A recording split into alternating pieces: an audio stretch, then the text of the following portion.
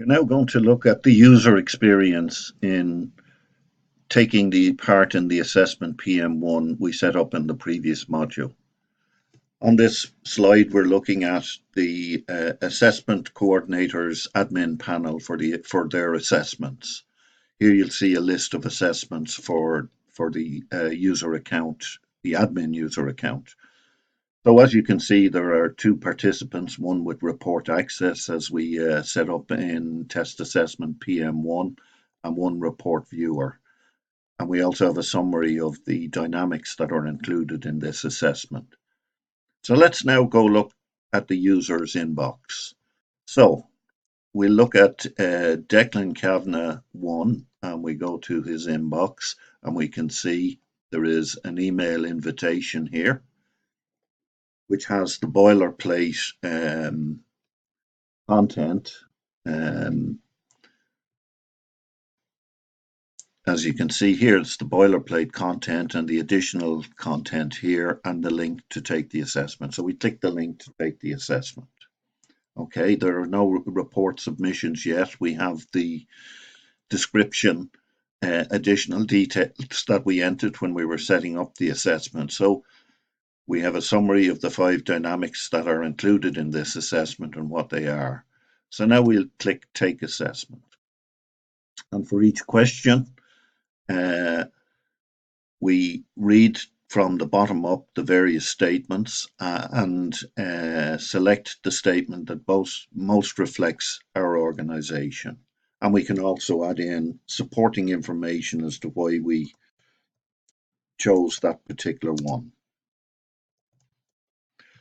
And we can do that for each of the statement questions. And as you can see here, we have the 5 dynamics. This is the work dynamic. And I'm not going through in detail reading the statements. It's just to demonstrate what's possible and how the user experience is. And we select that. And finally, the strategy dynamic. We select the strategy dynamic, and on completion of them all, we submit the survey.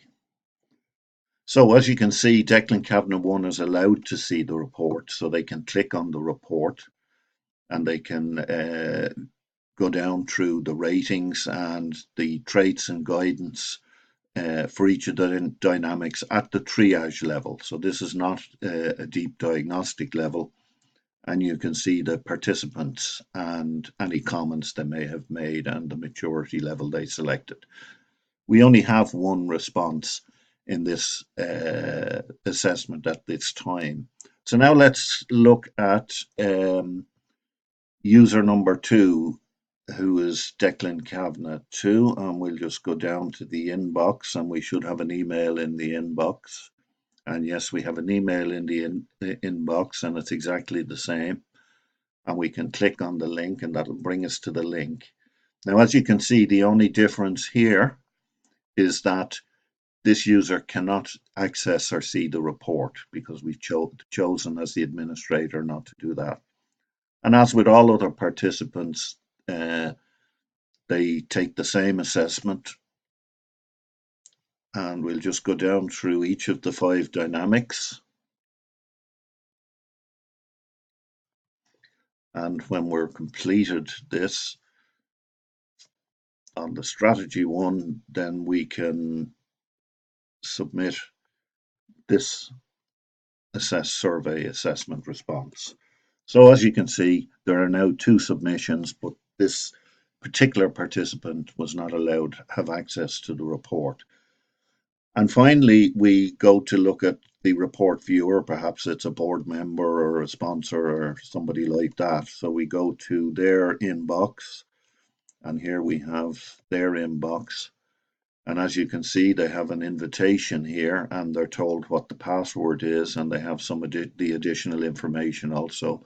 So they click on the link, and they're taken to an enter report password.